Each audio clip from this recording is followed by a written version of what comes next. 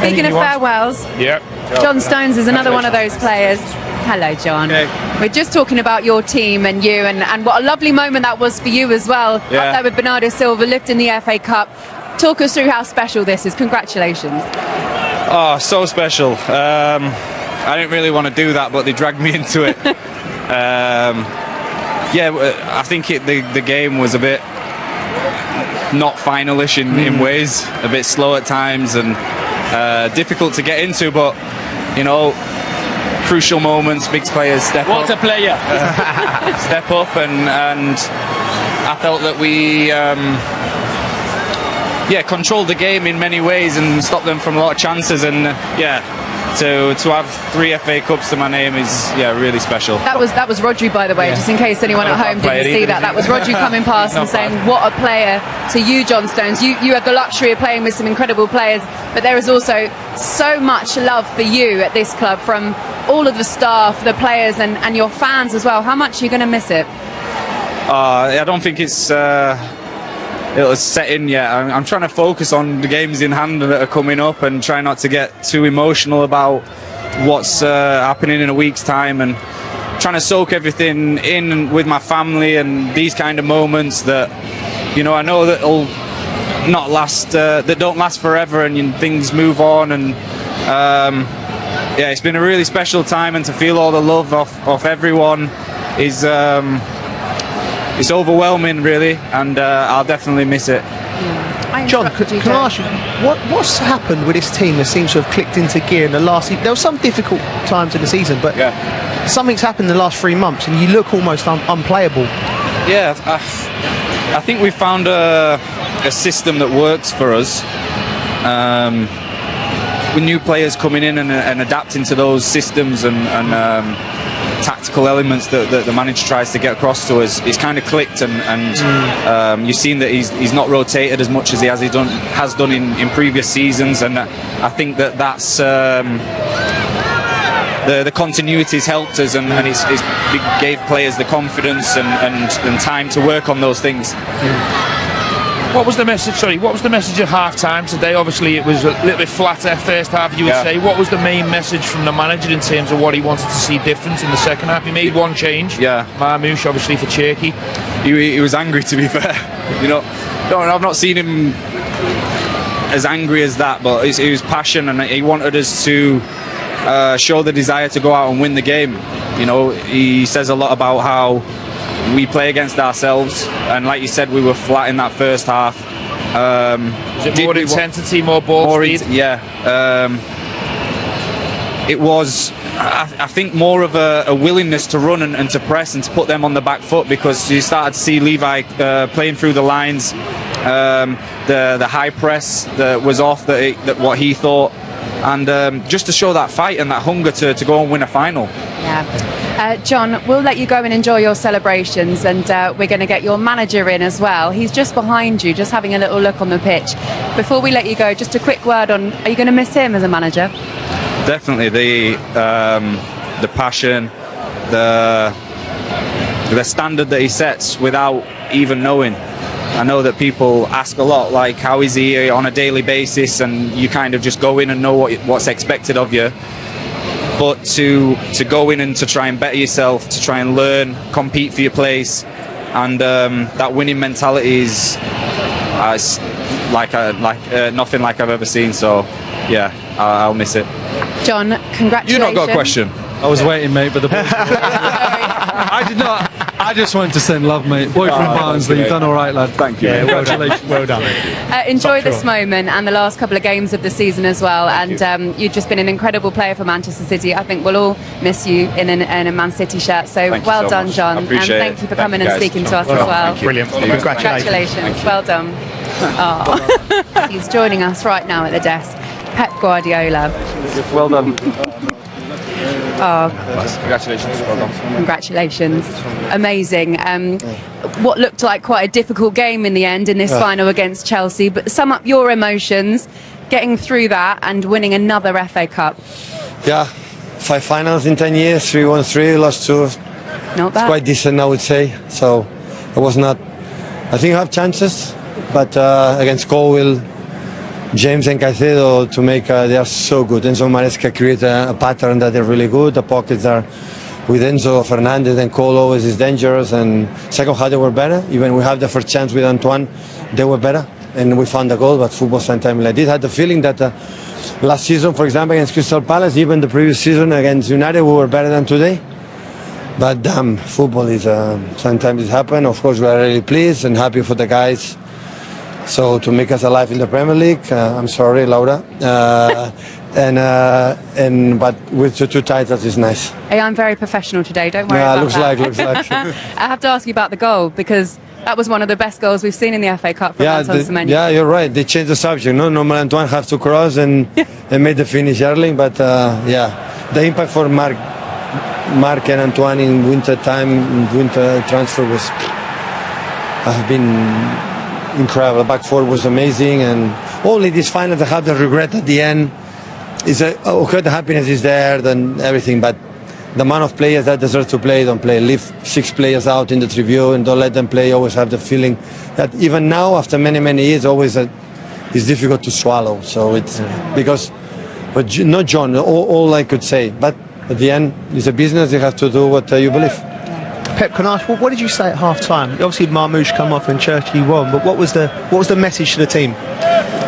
But we thought that Caicedo jumped a lot to Rodri. The space was behind. Okay. And to try to find in that position Cherky, and after how do they jump, and after in that moment with ability try to contact with them behind with Erling or Antoine. But sometimes tactical work is perfect, but we didn't find it. So we found the goal, and after when they changed to 4 in the back, I didn't expect Tuanis to play 5 in the back. And that created a little problems with the positions. And after when they finished with 4, even they put more players up front, but after we have more control. So did you only realise they were going to play a 5 today when the team come in? Did you? No, after 1 minute. Oh, okay. After 1 minute, I expect that Cucurella played last game for the injury for Garnacho, I think so, and Neto. I thought would play as a winger, but surprised a lot. I know that Patters we play many times, but we were not the right players in the right spots. That's why we played decent the first half. Erling cross, and we have chances, but surprised a lot. Did it help your team though when Chelsea was sort of getting stronger into the game to give you more space to hit them? I don't like that. You don't like that? I don't like that. I like to bring the team there. Don't leave and stay there. Stay there all the time. Even accept and the passes down the side of the box. I saw that. And after with with Kusanov behind, that is quite fast and quick. We can control it. But listen, Chelsea. I knew it. We talked these 2 days. So we came 3 days ago. They have 7 days. The trip yesterday was a mess to come here. We spent 6 hours to arrive for a delay for the trains and whatever. So I expect that. So they're so good. So the quality they have is there. They were not consistent there, but on game, finals, everything can happen. And obviously now how important is Tuesday night. I know you've got to try and enjoy this as much as you can. I saw you with the trophy, but you still got it right. Yeah, I would love to celebrate it, but now immediately come back to Manchester. We'll celebrate next Monday, I think so, in a parade with the women's team that won the league. We'll celebrate the 2 trophies, and we'll see if we can extend the hopes until last game at home against Aston Villa. Yeah.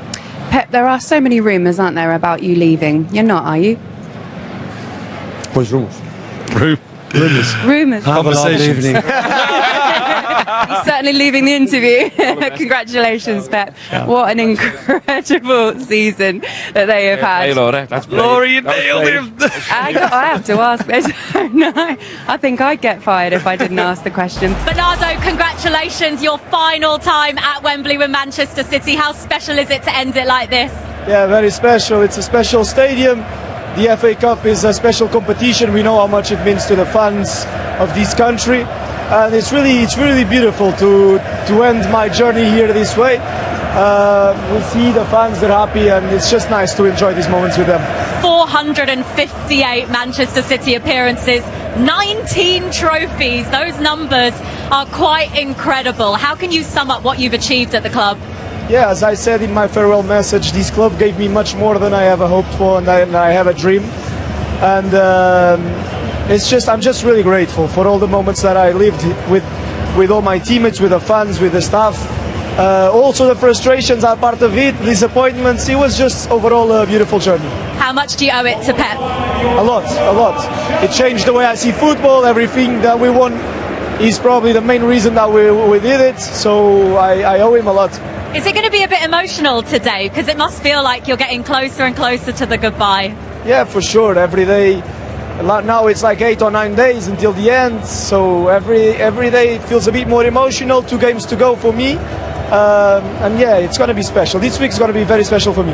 What would it mean now then to go one more and win the Premier League title as well? It would mean a lot. It's not on our hands. So our job is to Wednesday make our job and put a bit of pressure on them to make them win the game to be champions. But we're in a tough position.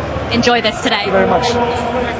Wonderful words there from Bernardo Silva. I loved when he said that Pep changed the way that he saw football. I suppose he has that effect on a lot of people. He does. Joe. I think that's the draw, isn't it? If you're a player now, I've spoken to lots of players who played with Pep, and they always say it's an education. You're coming in because he's an innovator. He's not got one style, and that's what he does. You see so many managers who go, "We play like this," and this is, he's moving with the times. You could see about 18 months ago when things wasn't great, and he was probably thinking, Joe, where's the solution coming from? What would I do? A few little tweaks here, change the goalkeeper, bring in players in January. And like I said, if they don't win the league, it's because they've run out of road. Because at the moment, the way they're playing, they are the top side in Europe. Bernardo Silva's just an ultimate professional, isn't he? And he'll be a legend in the Premier League. He really will. And he reminds me of that David Silva kind of player. I remember David Silva came to the club and I thought, no chance in the Premier League. You're one-footed, small, not quick. Absolutely unbelievable player. And then Bernardo Silva comes over and he's just so tenacious, so much quality disguised by the fact that he's an absolute dog for the team. He'd do anything for his team to win. Like I say, I just saw him on the pitch there, just in him interview. Scratched, battered, doesn't care, will keep trying to win. Now he's already thinking about Bournemouth. He's a proper player and the club will miss him. Stephen Gerrard's just rejoined us from the commentary booth. We've just been praising Man City really for the job that they did today, finding a way to get it done, and also turning this season that at times was a difficult experience for these players into a very successful one. Yeah, I think today they showed their experience. We know they've got world-class players throughout the team, the squad. They've got an incredible manager. But it's in games like this when the pressure's on and it's in the balance and it's tight. They've just got that know-how. They've got that experience. They've got the players that can make a difference in real key moments. Congratulations, another winning FA Cup medal around your neck, back-to-back with Palace and now with Manchester City. It must be a bit surreal. Sum up your emotions. It's a lot. Super proud of every single person. Everyone here at the football club deserves nothing less than this. So yeah, I'm just super proud of everyone. You're actually only the second player in the last 47 years to win the FA Cup back-to-back with 2 different clubs. How do they compare? To be honest, they're both equally as nice. I'd say the one with Palace was a different occasion. I'd say we were definitely underdogs for that game, and it was my first trophy. So it's just a different feeling to this one. But this one, especially after the tough season that the guys have had and coming into a new environment, new club, they're both equally as amazing. So yeah. Signing just in January, did you think 5 months on you'd have already won 2 trophies? No, I'm not one to think too much about that. I just try and integrate as quick as possible with the guys, and every single person at the football club has made me feel welcome. So I'm grateful to them. And it could still be one more. Oh, we'll see.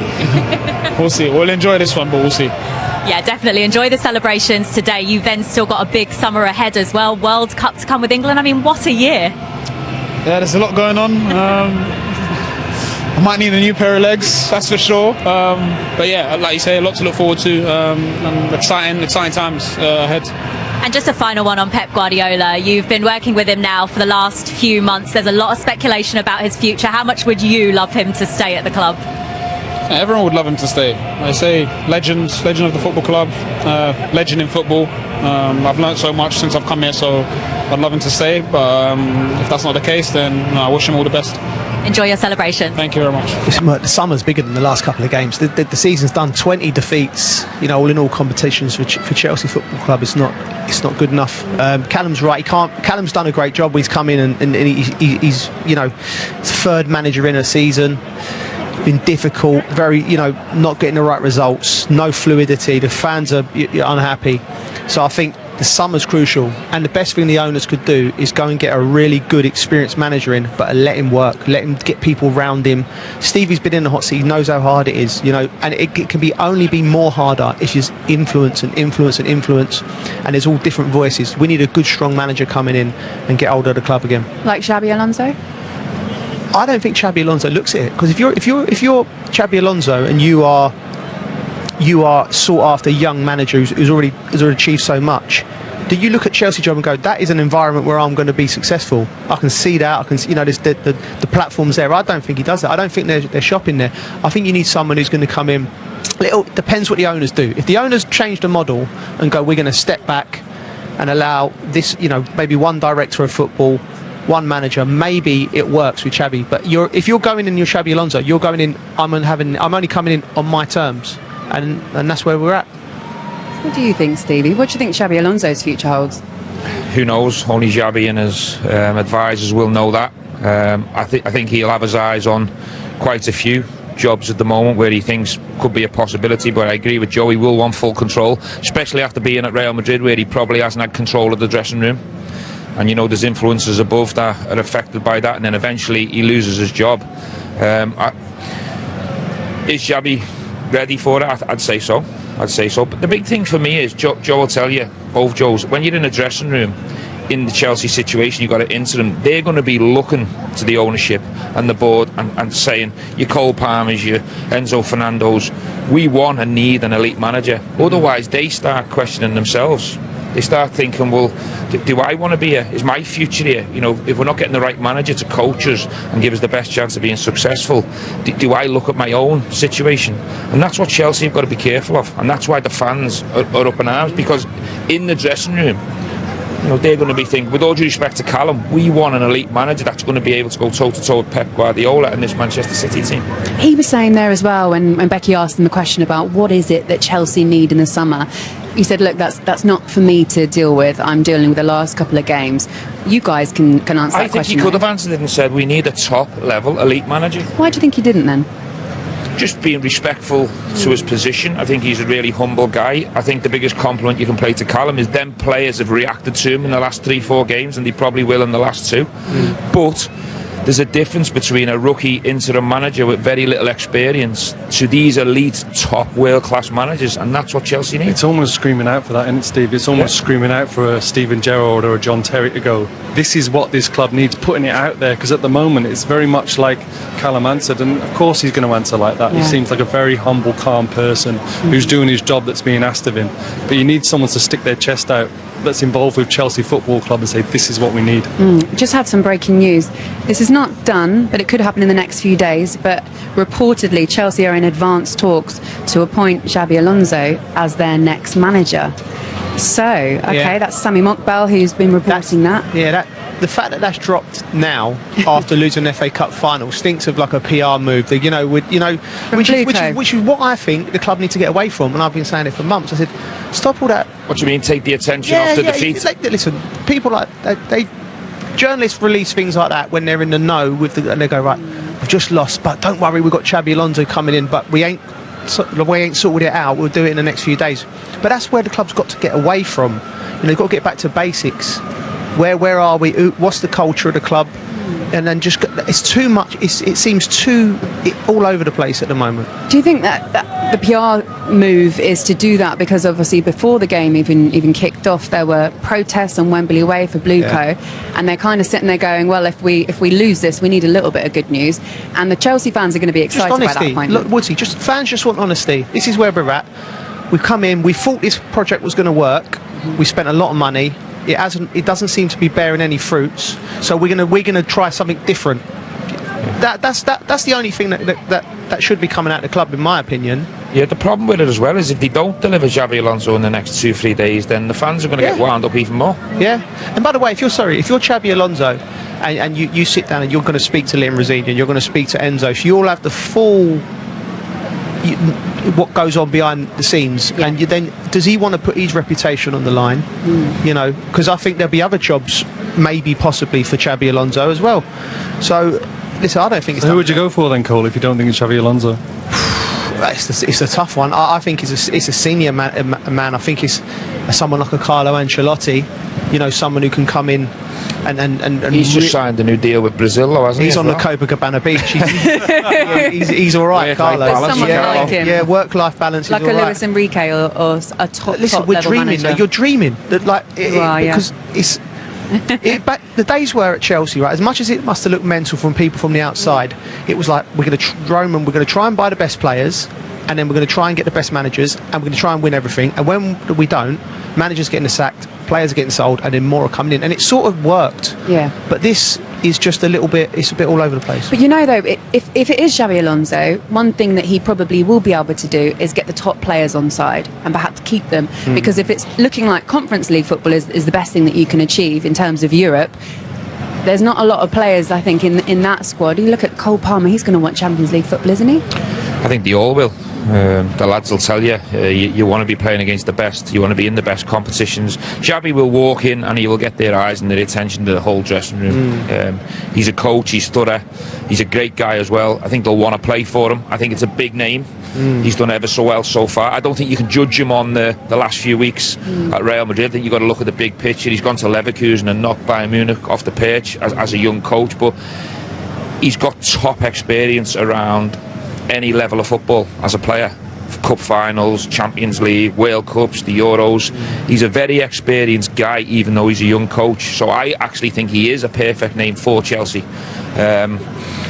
Whether Xabi wants to jump into that, then we'll have to wait and see in the coming days. I'll go ask, how disappointing will that be for Liverpool fans? Maybe you were going to ask me that question. I've been dying to ask. She's probing. I know, but listen, just you know, get me cricket bat out.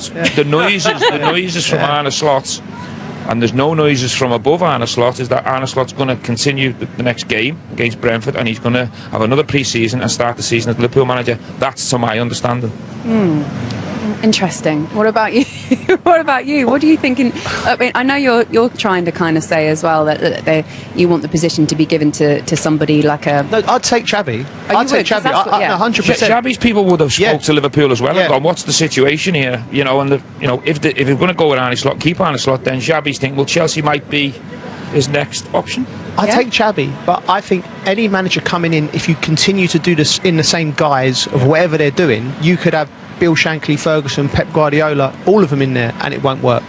So they have to. If they bring a manager in, you've got to give him ownership of what he's doing, because it can't be nothing worse as a manager of going out there and not having full control of the players on the pitch, because that's the only thing that you've got that's going to work for you. If they need to be your players. Thierry Henry has sent a strong message to Mikel Arteta ahead of Arsenal's massive Premier League clash against Manchester City, and he didn't hold back.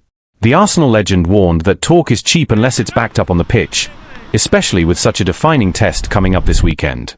While the Gunners secured their place in the Champions League semi-finals after goalless draw against Sporting CP at the Emirates, Henry made it clear that the performance simply wasn't good enough.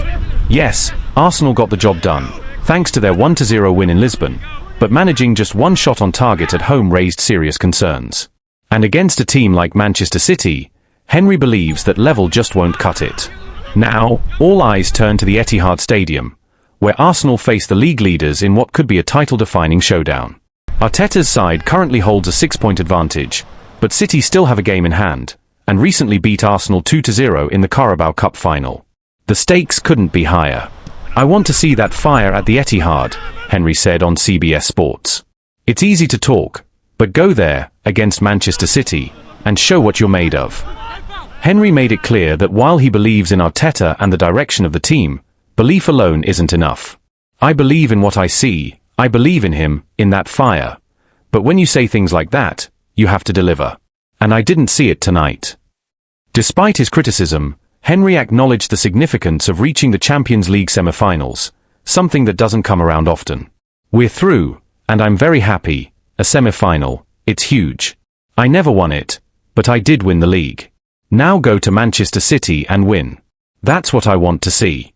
I believe in Mikel, yes, but show it. When asked how Arsenal should approach the game, Henry was blunt. Not like tonight. Not like against Bournemouth, or Brighton away, or what I've seen at times this season. And when questioned whether the performance against Sporting would be enough to beat City, Henry laughed. The Manchester City I've seen recently? They've won 4 in a row, and even Liverpool were in the mix. It could have been more. Still, Henry remains hopeful. In fact, he's been consistent in his belief since the start of the season. I truly believe we can win the league this year.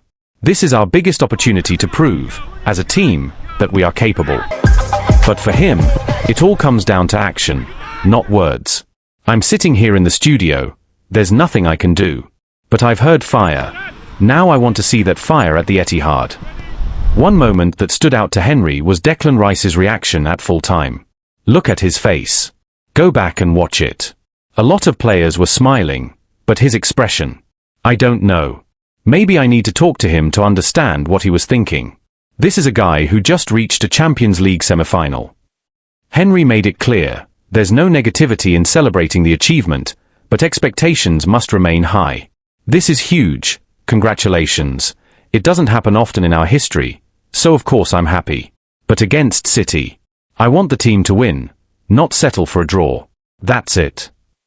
Arsenal head into the clash with just 1 win in their last 5 matches across all competitions, including a 2-1 defeat to Bournemouth in their most recent Premier League outing, a reminder that improvement is urgently needed if they want to make a true statement against City.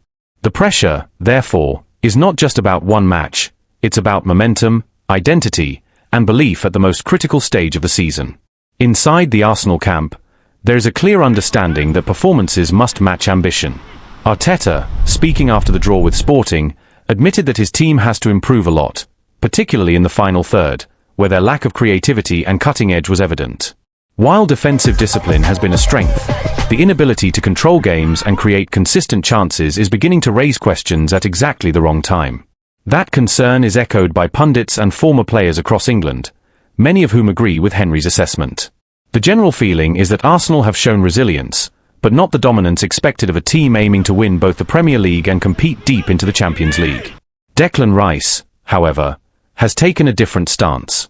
The midfielder has brushed off external criticism, insisting that the squad remains fully focused and unaffected by outside noise. Internally, there is still strong belief that this group has what it takes to deliver in decisive moments. Rice's mentality reflects a dressing room that is trying to stay grounded, even as scrutiny intensifies. The upcoming clash with Manchester City is now being framed as more than just a top-of-the-table encounter. It's a defining test of Arsenal's maturity. City, with their experience and relentless consistency, represent the benchmark. Pep Guardiola's side are known for stepping up in exactly these moments, and their recent run of form only reinforces the scale of the challenge. For Arsenal, the narrative is clear. Promise is no longer enough. After coming close in previous seasons, this is the point where they must prove they can handle pressure, respond to criticism, and deliver when it matters most. Supporters are divided. Some see this as the perfect opportunity to make a statement and silence doubters. Others share Henry's caution, worried that recent performances hint at vulnerabilities that City are more than capable of exploiting. What happens at the Etihad could shape the remainder of Arsenal's season. A strong performance, not just in result, but in attitude and intensity, would reinforce their title credentials and validate Arteta's project. A weak display, on the other hand, would only amplify doubts and hand momentum back to their closest rivals. In many ways, Henry's words have already done their job.